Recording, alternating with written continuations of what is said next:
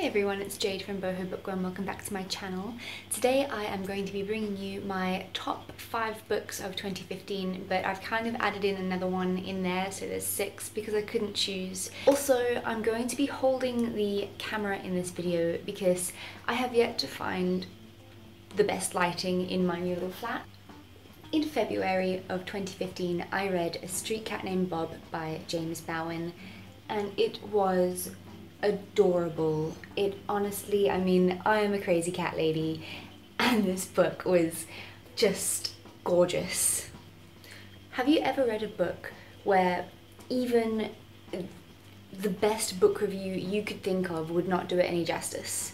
That is what A Street Cat Named Bob is for me. Nothing I say is going to make it as wonderful as it is, and if you haven't read it or if you haven't heard of it before, you need to dig yourself out of the hole that you've been living in, go to the bookstore, get it and read it right now. This is the story of a busking heroin addict living on the streets of London. While he's struggling to beat his addiction, the musician stumbles across this seemingly homeless ginger tomcat. Little does he know that this lovely cat is about to turn his entire life around. This book is so heartwarming and emotionally touching. This book is filled with hope and love, and it is a story about angels and blessings and guidance in the most realistic way possible. Even though this book does have its flaws, like for instance it can get a little bit repetitive, it is worth it. With all the flaws and everything, they say that true love is when you accept someone or something for all of them as a whole, including their flaws, and that is how I feel about this book. I would reread it again and again, even with the repetitiveness.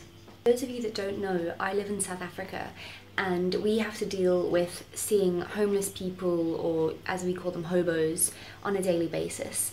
And something that this book really taught me is to handle things differently when I am approached by someone that is homeless. Like the main character in this book says, and by the way this is a true story, he says that he could be going up to someone and asking them for the time and he gets shooed away, and you know, people are just so rude to him, and it broke my heart. Yes, he buggered his life up and did heroin and did drugs and all that stuff, but he's trying to be better. He's trying to sort his life out, and people treat him differently. So this book gave me a big lesson. Another thing that this book reinforced for me is just how clever and special cats are.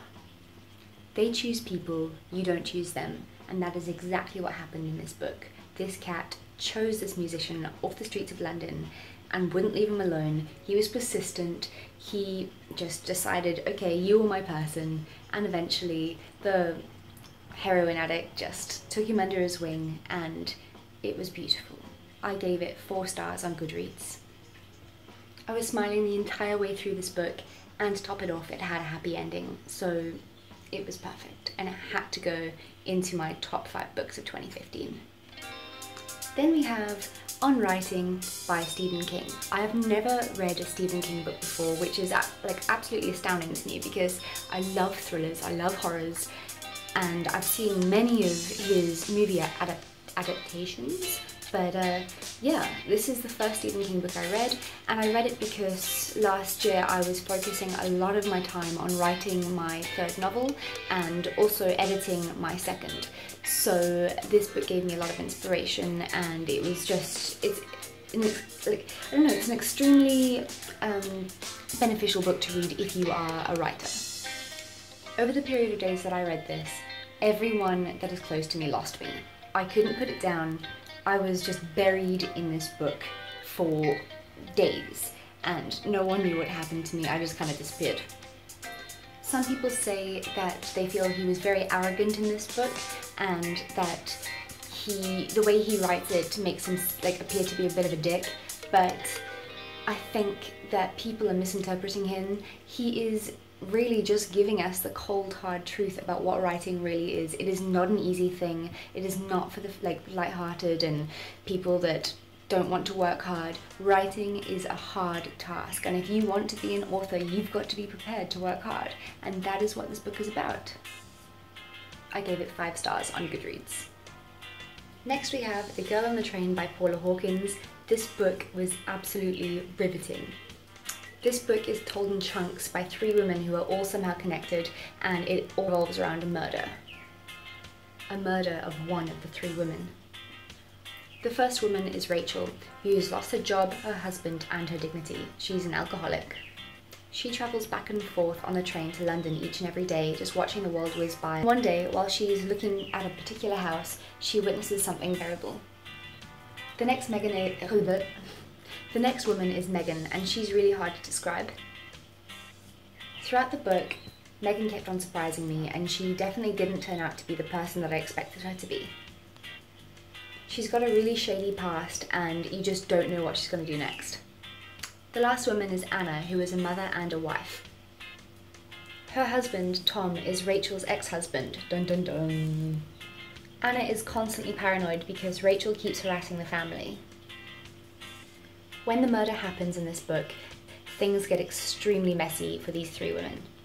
I could not put this book down. It is staggeringly perfect. I read it in June of 2015 and I gave it 5 stars. Next we have The Husband's Secret by Liane Moriarty, and when I picked this up I thought that it was going to be a book about a cheating husband, as the title kind of suggests, but it's not. I'm not going to tell you what the secret is, but what I can say is that if you enjoyed books such as Gone Girl or The Girl on a Train, then this is a book that you will have to read. It is right up there with the same level of mystery, intrigue, and darkness. The book flits between a number of characters. The book opens with Celia, one of the main characters, stumbling across a letter written by her husband, who is still alive, but the letter is intended to get to her in the event of his death. Celia tells her husband that she's found it, and his reaction is insane. He drops everything he's doing and comes home to try and, get the letter back and avoid her opening it, and this makes her really curious.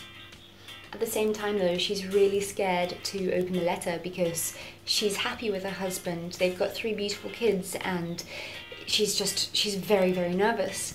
And so when she does finally get the courage to open the letter, it completely rattles her world. Celia now has to decide what to do, and a battle of morals begins. Tess O'Leary and her husband Will have always had a third person in their marriage. And that is Tess's dumpy and unattractive cousin called Felicity. But then Felicity goes away to kind of like a fat camp vibe and comes back this absolute supermodel. And let's just say the husband decides that Felicity, the cousin that he never took notice of, is suddenly quite a hottie. So now Tess and Will's marriage is suddenly tested for the first time. Connor is a PE teacher who has a really bad history of falling for the wrong type of girl. Either they'd get murdered, or they were just the type of heartless girls that just had no respect for his feelings at all. So one of his old flames shows up in town again. He goes down a path that might not have light at the end of it. Little does he know that while he is busy paying his diabolical love life some attention for once, the mother of his murdered ex-girlfriend has discovered some new evidence and is building up fury inside, and she is about to blame him for the murder of her daughter. It is fantastic, just brilliant, brilliant, brilliant. Admittedly, I didn't fall in love with this book straight away. The writing style did bother me in the beginning. Third person writing normally does bother me, and it's just not something I enjoy. For that reason, I was torn between giving this book a 3 or a 4-star review on Goodreads, but I chose 4. I feel like I really need to stress how rare it is that I cry in a book. I've probably done it once or twice in my entire life before. But about halfway through this book, and particularly towards the end, I was overcome with emotions and I did cry. This book is such a powerful read and really enticing. To me, this book is kind of like a relationship. It is a bit slow and silly in the beginning, but then it just picks up and blows you away and you fall in love. Book number 5 is The Ice Twins by S K Tremayne. What a horrifyingly good book. This book kept me up all hours of the morning. It made me late for work. It had me distracted and just needing to know what happens next every minute of every day. This is a truly gripping novel that haunted me all the way through. It is the story of identical twin daughters. One dies and one lives.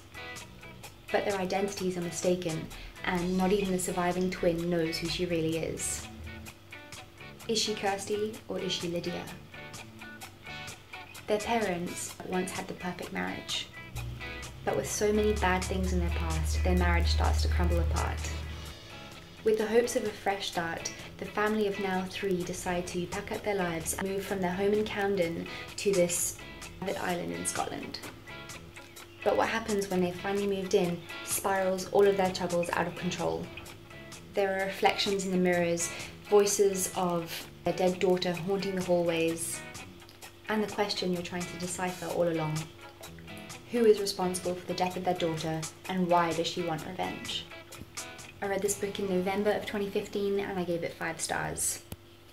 This brings us to book number 1, the absolute best book that I read last year, and it comes as no surprise that it would be Me Before You by JoJo Moyes. I have spoken of this book so many times since I've had my channel, which has only been about 2 months, so you must be sick of hearing me talk about it by now, but it is gorgeous. It is about, very briefly, a woman who loses her job and then she goes and gets a job as like a carer for this guy that's in a wheelchair called Will, and Will used to be this really adventurous, outgoing, live life to the fullest type guy, and since his accident leaving him completely paralysed from the waist down, he is just a really miserable person. So now the main character has to try and help him love life again before he goes to Dignitas in Switzerland to kill himself legally because he doesn't want to live anymore. And it gave me so many feels. It broke my heart and then mended it all over again. I could not recommend it enough to every single person in my life. I cried my eyes out. It made me happy, it made me sad, it made me miserable. It's perfect, and of course I gave it 5 stars. So that is the best books that I read in 2015, guys. So yeah, if you've read any of them, let me know what you thought of them down below, and let me know what your favourite books were of 2015. I'd be happy to get all the comments down below and maybe some recommendations of what I should read this year. Anyway, have a lovely day further and I'll chat to you next time. Bye!